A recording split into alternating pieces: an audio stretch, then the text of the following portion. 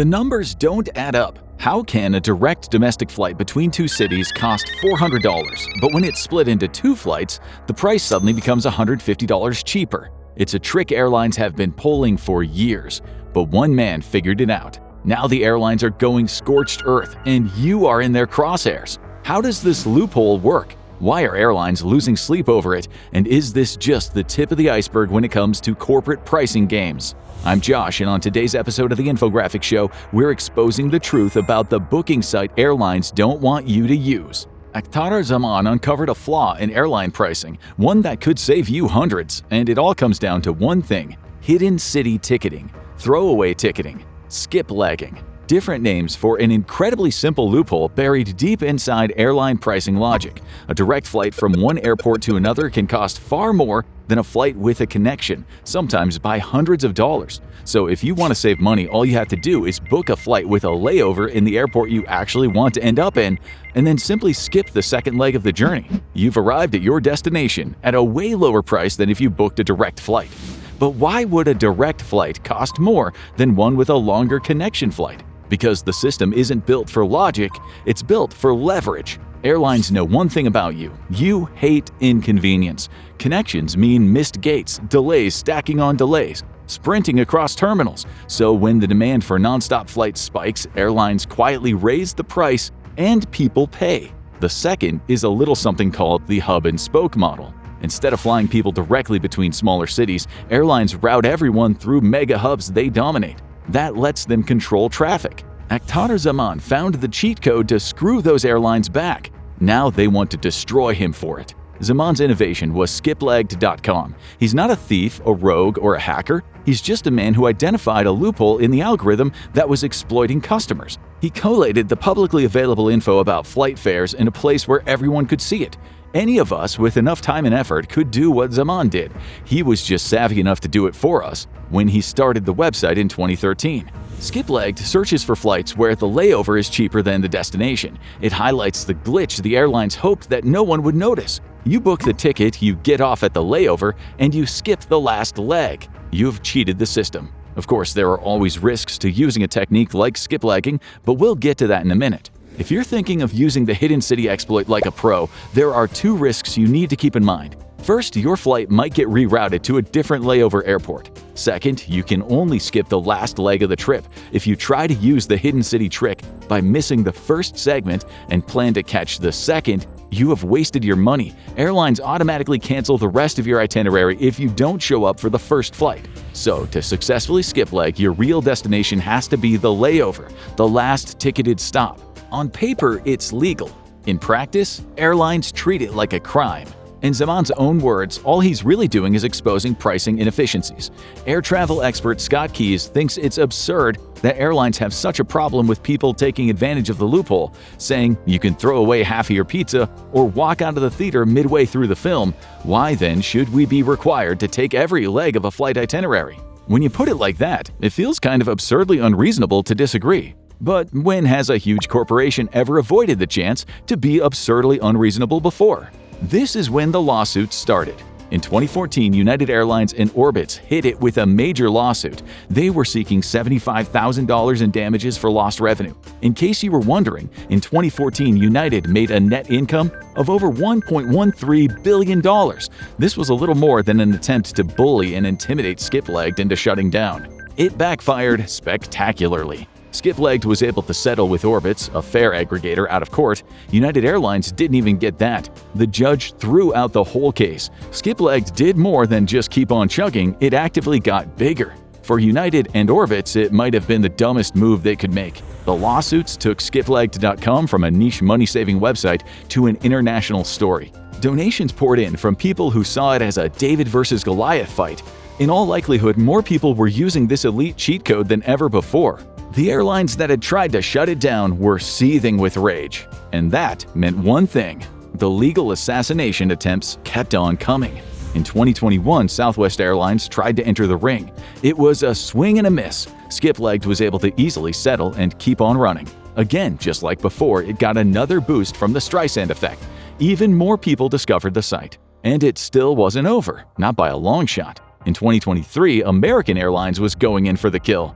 To some, the results of the lawsuit seemed a little more mixed. A federal jury in Texas handed American Airlines a more minor victory. They said Skiplagged did violate AA's copyright by using some of their logos and branding on the site, ordering them to pay $9.4 million in damages. Though this was little more than a consolation prize, Skiplagged survived and kept on growing.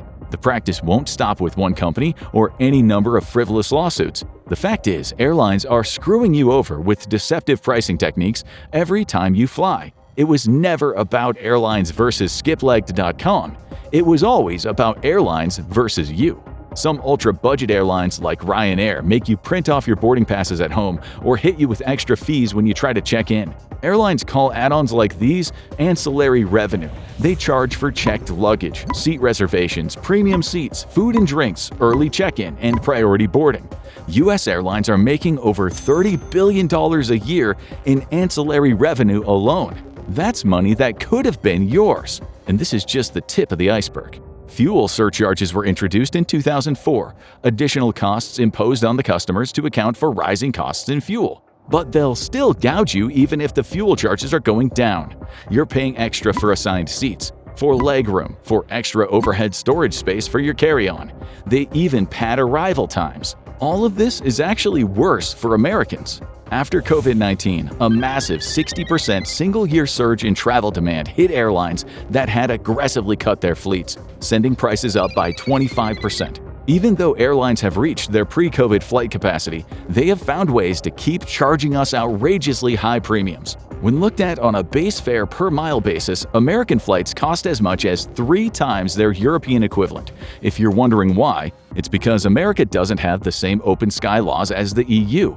In the US, a rule says only US-controlled airlines can operate domestic flights. This means less competition in the US. Less competition makes for less choice. Less choice means higher prices. And higher prices means you pay for a broken system. If you're learning how airlines rig the system, make sure to like, subscribe, and share this video. Don't forget to check out our other videos on the tricks big corporations don't want you to know about. Airlines are giving us every reason to want to find loopholes and save a little money on our overcrowded flights. But that doesn't mean the airlines aren't noticing what we're doing. That leaves them with one option. They are fighting back. While Skiplagged, with its name recognition, public backing, and funding, survived its David and Goliath battle, airlines haven't stopped looking for new ways to squeeze travelers. Fear and intimidation. If they can't take out the person providing the pro-consumer service, the next best thing is to target individual consumers. They want to make a brutal example of them to scare people off of using the exploit that is technically totally legal.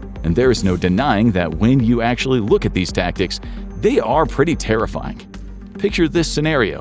You're a 17-year-old kid traveling alone from Gainesville, Florida, back to your home in North Carolina with American Airlines. You have been on Skiplagged and you calculated that you could save a lot of money by buying a ticket to JFK Airport in New York City with a layover in Charlotte Douglas Airport. All you need to do was cancel the rest of the trip when you arrived in Charlotte. Then walk out of the airport with the money you've already saved. But that's not what's going to happen. As you approach the check-in desk, the agent asks to see your ID to confirm the tickets. All pretty standard procedure, but then she studies it and she tells you, wait there for a second, because she needs to double-check the filing on your ticket. But before the receptionist can return, 2 large men walk up behind you and tell you that you need to come with them. They lead you away from the crowded lines at check-in and they take you to a small security room.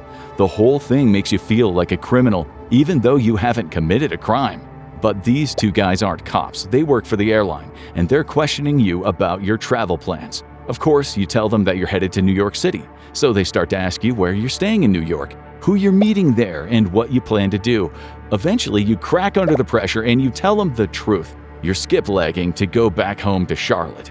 They already knew that. Having a layover destination that matches the address on your ID is a dead giveaway for plans to skiplag. Your flight is canceled, you lose $150, and you're forced to buy a new direct flight to North Carolina at full price, losing an additional $400. This isn't us writing scary airport fan fiction.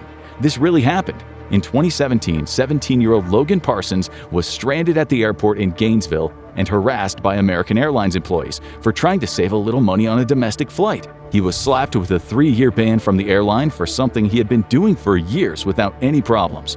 There was no threat of Logan's activities ever sending American Airlines under. But Logan Parsons is one of the luckier ones. Alaska cancels tickets and miles. Delta voids return flights. Qatar demands the fare difference plus fees. Lufthansa dragged a passenger to court for thousands. That's just the start. Even your luggage can be weaponized. Airlines can separate you and your baggage. If you're planning on skiplagging, you need to only pack cabin luggage. If you've got luggage in the hold, that's not going to show up until the second leg of your journey. United Airlines have also developed a vendetta against skiplagging. They have been actively training employees to spot the signs. So if you're flying United after using skiplagged to save money, everyone at the gate will be watching like hawks. And if they do, the consequences are steep. They accused one passenger of skiplagging 38 times and saw this as just a cause to charge that passenger thousands of dollars for the difference. But that seems downright reasonable compared to the utterly brutal track record of American Airlines. You're about to see why we said Logan Parsons got off lucky. In 2020, American Airlines accused a passenger of skiplagging 52 times, landing them a $2,500 fine. But it gets worse, much worse. That same year, American Airlines sent a threatening email to another one of their passengers saying that they were being booted from AAdvantage, the company's frequent flyer program. The passenger allegedly skiplagged on 95 flights and would be losing 50,000 loyalty points as a result. If the customer wanted to get them back, they would need to pay the airline an eye-watering $10,000. Think about this for a second. If they're willing to do that to a customer loyal enough to go on at least 95 flights with them and accumulate 50,000 loyalty points, what would they do to you? If you're someone who just suffers from a streak of bad luck and misses some connecting flights, is an airline's detection algorithm going to declare you a skiplagger? We wish that we were exaggerating, but if United thinks you owe it money for skiplagging, they have threatened to send it to collection agencies to get it back. That's bad enough on its own, but if the unpaid fees get sent to collections, it's like throwing your credit card score straight into the engines of a 747. Airlines have declared all-out war on skiplaggers. The loophole exists because airlines created it, and until they fix it, people will keep using it. So the question isn't whether skiplagging works, it is whether you're willing to risk the fallout. This is just scratching the surface of the aviation industry. It gets a whole lot murkier. Check out the dark side of flying that no one talks about, or watch this instead.